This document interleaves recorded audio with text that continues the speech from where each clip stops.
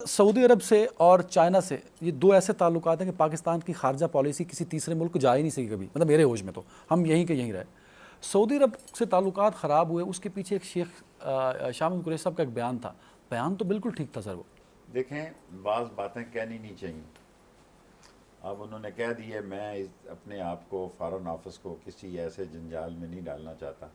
سعودی عرب ہمارا اور چین دو ایسے دوست ہیں، دو ایسے ہمالیہ سے بلند دوست ہیں جنہیں کسی قیمت پر بھی ہمیں نہیں چھوڑنا چاہیے، جن کے ساتھ ناراضگی ہم افورڈ ہی نہیں کر سکتے۔ ہمارے لاکھوں لوگ وہاں جاب پہ ہیں۔ ہمارا سب سے بڑا اس وقت جو فارن کا پیسے آتے ہیں، مزدور اپنے گھروں کو بھیجتے ہیں، وہ سعودی عرب سے ہیں۔ ہمیں سب سے زیادہ جس بات کی ضرورت ہے کہ بعض چیزیں کہنے کی نہیں ہوتی سیاست میں، خاص طور پہ فارن آفس میں، اور شاہ صاحب بڑے اچھے فارن افیئرس کو انہوں نے ہینڈل کیا۔ چھوٹی موٹی غلطی ہو جاتی ہے۔ سعودی عرب ہمارا دل سے عزیز اور دوست عمران ہے۔ خان صاحب کہاں کھڑے ہیں؟ کیونکہ عمران خان صاحب نے ملیشیا اور ترکی کے ساتھ دیکھیں، عمران خان کی سوچ ایک ہمہ گیر سیاستدان کی ہے، جو کہ سب کے ساتھ اچھے تعلقات رکھنا چاہتا ہے۔ میں ایز اے شیخ رشید سب کے ساتھ اچھے تعلقات نہیں رکھنا چاہتا۔ میں سمجھتا ہوں کہ ہمارے دشمن بھی جو ہیں وہ ان کی نشاندہی ہو چکی ہوئی ہے، اور ہمارے دوستوں کی بھی ہو چکی ہے۔ ہمارے دوست بھی ٹیسٹ ہو چکے ہیں، ہمارے دشمن بھی ٹیسٹ ہو چکے ہیں۔ عمران خان کی جو سوچ ہے، ان کی سوچ ہے کہ دنیا کے تمام ملکوں سے پاکستان کے تعلقات بہتر ہوں۔ سو میرے جیسے ورکر کی سوچ میں یہ بہت اچھی سوچ ضرور ہے۔ میں یہ نہیں کہتا کہ غلط سوچ ہے، یہ اچھی سوچ ضرور ہے، پر اس پر کام نہیں ہو لیکن سکتا۔ دوست ڈکٹیٹ تو نہیں کر سکتے نا سر، ہمیں تو ڈکٹیٹ کیا جاتا ہے کہ ایران مت جاؤ، ملیشیا مت جاؤ، ترکی مت جاؤ۔ دیکھیں، بعض اوقات غریب کا کوئی رشتہ دار نہیں ہوتا۔ جب ہمارے حالات اتنے خراب تھے، ہمیں ڈکٹیشن لینی پڑ جاتی ہے، اور ڈکٹیشن لیتے ہوئے پھر اس کا شور نہیں ڈالنا چاہیے کہ ہم نے ڈکٹیشن لی ہے۔ بعض گولیاں خاموشی سے نگلی جاتی ہیں، اور ملکوں کے معاملات میں بعض ایسے ادوار آتے ہیں کہ چین سے ہمارے مثالی تعلقات ہیں۔ چین ایک امتحان سے گزرنے والا ہے۔ ہم نے یہاں بددیانتی نہیں کرنی، ہم نے چین کے ساتھ کھڑے رہنا ہے۔ سعودی عرب کا مسئلہ ہو، ہمیں سعودی چین عرب کس امتحان سے گزرے گا سر؟ چین امریکہ سے اس کی ٹریڈ وار شروع ہو چکی ہے، انڈیا کے ساتھ اس کی ٹینشن ہو چکی ہے، کینیڈا کے ساتھ ہو چکی ہے، آسٹریلیا کے ساتھ ہو چکی ہے، لنڈن کے ساتھ ہو چکی ہے۔ اور چین جس وقت جب بھی برا وقت آیا، میں نواز شریف کے ساتھ بھی چین گیا تھا، سارے ہم بینک پرائیویٹ کر رہے تھے، صرف ایک بینک کو اس لیے پرائیویٹائز نہیں کیا کہ وہاں چین کے پیسے آنے تھے۔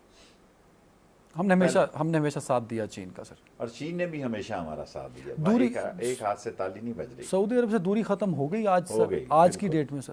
آج کی ڈیٹ میں بالکل میں یقین سے کہہ سکتا ہوں، کل بلکہ ان کے ایمبیسڈر بھی آ رہے ہیں ملنے کے لیے۔ بالکل بوئر سر برادرز، محمد بن سلمان کی آرمی چیف سے ملاقات کوئی نہیں؟ فرق نہیں پڑتا جی، کوئی فرق نہیں پڑتا ان کے شاہ معاملات۔ محمود قریشی چین اترتے ہیں، ایک سپاہی کھڑا ہوتا ہے آگے۔ سر وہ ہمیشہ ہی ایسے کرتے ہیں کہ ہیڈ آف اسٹیٹ بھی جائے تو کوئی چھوٹا موٹا بندہ، ان کے ہاں یہ تکلفات نہیں ہیں، وہ ڈسکشن کرتے ہیں، فیصلے کرتے ہیں، میٹنگز پہلے سے شیڈیول ہوتی ہیں، بہت پہلے سے شیڈیول ہوتی ہیں، اور مسٹر شی بھی پاکستان آ رہے ہیں انشاءاللہ۔ اچھا، اور یہ میں کب تک متوقع ہے سر؟ کبھی بھی میری خواہش ہے کہ سی پیک کا میرا ML1 کا افتتاح وہ کریں۔ وہ تو بڑی جلدی آپ پلان کر رہے ہیں پھر اس کو؟ میں تو ٹینڈر ابھی ہوگا نا اگلے اس مہینے کے اندر اندر، پھر 2 مہینے تو اس میں ہوتے ہیں نا ٹینڈر کا ٹائم انٹرنیشنل 2020 میں متوقع ہے؟ انشاءاللہ تعالی۔ اچھا سر، بات ملیشیا جب ترکی یہ کی بھی ہو سکتا ہے کہ 2020 کی بجائے 10-15 مطلب ویری سون ایکسپیکٹڈ ہے سر۔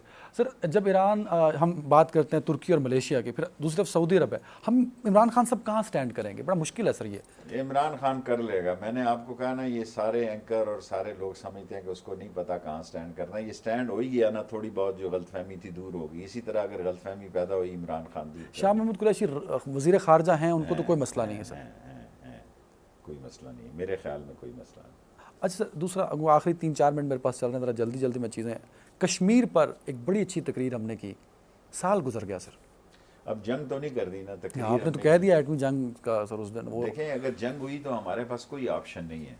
ہم کنونشنل وار انڈیا کے ساتھ نہیں لڑیں گے، یہ انڈیا کو پتہ ہے، ورنہ اس وقت تک وہ آ چکا ہوتا۔ اگر ہمارے سائنسدانوں نے پاک فوج کے جو اسٹریٹجک سیل ہے جو اسٹریٹجک ہمارے جرنیل ہیں جو اس یونٹ میں ہیں، اگر انہوں نے وہ چیزیں نہ ہوتی ان کے پاس تو وہ آ چکا ہوتا، کیونکہ مودی جیسا ڈکٹیٹر اور مودی جیسا فاشسٹ دنیا میں کہیں نہیں ہے. اب اسی قسم کے سربراہ ہیں، یہ ٹرمپ ہو گیا، یہ پیوٹن ہو گیا، یہ مودی ہو گیا. سو ہمارے پاس وہ کمال اتا ترک ہو گیا، کم جان ال ہو گیا، کوئی ہوچیمن ہو گیا، چوئن لائی ہو گیا، کوئی اس قسم کی قیادتیں نہیں ہیں دنیا میں. سو ایسے ہی ہیں، ٹرمپ ہو گیا، مودی ہو گیا. ٹرمپ اور مودی کی قیادت میں کشمیریوں کا کیا بنے گا سر؟ دیکھیں، کشمیری اپنا حق خود لے کے جئیں گے اور مریں گے. کشمیری میں اتنے بڑے شہداء کے قبرستان آباد ہو چکے ہیں کہ ہر گھر میں ایک شہید ہے. سو ان کے لیے جینا اور مرنا کوئی معنی نہیں رکھتا. کیا کشمیر فلسطین تو نہیں بننے جا رہا سر؟ نہیں، میرا نہیں خیال. کشمیر اور فلسطین کے حالات مختلف ہیں. کشمیر کے حالات اور فلسطین کو لوگ بہت سارے ملاتے ضرور ہیں، لیکن فلسطین کے معاملات اسرائیل سے ضرور ہیں. کشمیری اپنا حق لے کے رہے گا، اور کشمیری جو ہے کسی قیمت پہ، حالانکہ 370 کا بھی وہاں لاگو کیا ہے، لیکن اس سے بھی کوئی فرق نہیں پڑ رہا. سر مودی نے جب یہ 370 اور 35 سے کیا تھا، اس کے بعد یو اے ای اور سعودی عرب نے انہیں ایوارڈ دیے تھے نریندر مودی. وہ یہ ان کے ٹیکٹس جیسے مرضی ہوں، اس سے یہ کہنا کہ ہمیں ایک ایوارڈ دینے سے، دیکھیں اس نے 25,000 پنچ مقرر کیے ہیں. کیا وہ 25,000 پنچ کشمیریوں میں پنچوں کو مار رہے ہیں وہاں پہ؟ پنچ کوئی بننے کے لیے تیار نہیں. 2 ووٹ ملے ہیں، ایک پنچ کو 1 ووٹ ملا ہے. ایک 25,000 پنچ جو سری نگر میں انہوں نے بنانے چاہے، کسی کو 2 ووٹ ملے، کسی کو 1 ووٹ ملا. سو یہ چھوڑیں ان باتوں کو. پاکستان ایک دنیا اسلام کا عظیم ملک ہے. باقی ملک جو ہیں وہ بس کیا گزارے. کشمیر پر کچھ لڑائی آپ کو بارڈر پر ایئر انفلٹریشن ہوتی نظر آ رہی ہے سر؟ میں تو ایک جنگ دیکھ رہا ہوں، کشمیر کے ایشو پہ ہو یا کسی اور ایشو پہ ہو. ہندوستان جو ہے وہ کسی نہ کسی موقع سے فائدہ اٹھانے کی کوشش کرے گا، اور ہندوستان کی جانب سے ہوگا. ہندوستان ہمارا اور کسی سے. آپ کو سر کرونا ہوا، آخری 2-3 منٹ ہے میرے پاس، تو آپ نے بڑی جلدی کتاب لکھ ڈالی. ایک تو سر یہ بتائیے کہ واقعی آپ نے انہی دنوں میں کتاب لکھی سر؟ کچھ پہلے لکھی ہوئی تھی، کچھ باقلا حصہ 100-200 صفحے ان دنوں میں لکھے. اچھا، تو ٹوٹل کتنے صفحوں کی کتاب ہے سر؟ کوئی 500-400 صفحے. اس میں کیا لکھا آپ نے سر؟ جرنل لکھا، اپنے حالات بھی لکھے، اور سیاست کو جو میں سوچتا ہوں. ابھی ایک کتاب اور لکھوں گا اگر میں ٹھیک ہو گیا. میری صحت ابھی ٹھیک نہیں ہے، لیکن میں 24 دن ہاسپٹل میں رہا، 21 دن. تو 5-6 دن کے بعد میں ٹھیک ہو گیا تھا. 3 دن مجھ پہ بڑے بھاری تھے جب میری آکسیجن کا مسئلہ تھا. تو پھر میں نے آ کے بھی کتاب کو مکمل کیا اور پرنٹ کرنے کے لیے دے دی ہے. 6 ستمبر کو آ رہی ہے. کتاب جب پبلش ہو جائے گی تو کس کے خلاف بہت سارے مواد کوئی ہوگا؟ زیادہ نہیں لکھے، بیماری میں تھا کہ لوگوں کے خلاف اتنا مواد نہیں لکھا. کتنا سچ لکھا سر؟ اتنا سچ بھی نہیں. پوری کتاب ابھی آئے گی. پھر جو میں چاہتا ہوں کہ مرنے کے 5-10 سال بعد وہ پبلش ہو. اچھا. سچ لکھ کے مروں گا. نہیں، زندگی میں سچ لکھیں سر، زندگی میں تاکہ ہم بہت سوال پوچھ سکیں سر آپ سے. بہت مشکل کام ہے سر ایک سوال، سچ ہی میں بولتا ہوں، اس کی سزا ملتی ہے مجھے. ایک سوال سر جاتے جاتے، آپ پاکستان تحریک انصاف کا مستقبل کیا دیکھ رہے ہیں؟ جب تک عمران خان ہے تحریک انصاف کا مستقبل ہے. عمران خان ہی تحریک انصاف ہے اور تحریک انصاف ہی عمران خان ہے. اس کے بعد وہاں کوئی آدمی نہیں. کم از کم میں تو کسی کے ساتھ نہیں ہوں عمران خان کے علاوہ. اگلا الیکشن ہوتا ہے اور عمران خان صاحب لڑتے ہیں، آپ کہاں پہ میں کھڑے ہیں؟ عمران خان کے ساتھ کھڑا ہوں گا انشاءاللہ. اس کے ساتھ اگر کوئی برا وقت بھی آتا ہے تو اس کے ساتھ کھڑا ہوں. یہ میری کمٹمنٹ ہے. جب تک آپ زندہ ہیں، اللہ آپ کو نہیں، لمبی عمر دے. زندگی اور موت کا ضروری تو نہیں میں ساری عمر سیاست ہی کروں. اب جب تک میں سیاست میں، اس وقت کی سیاست میں ان کے ساتھ ٹکٹ پہ اشتراک سے سیٹیں جیتی ہیں.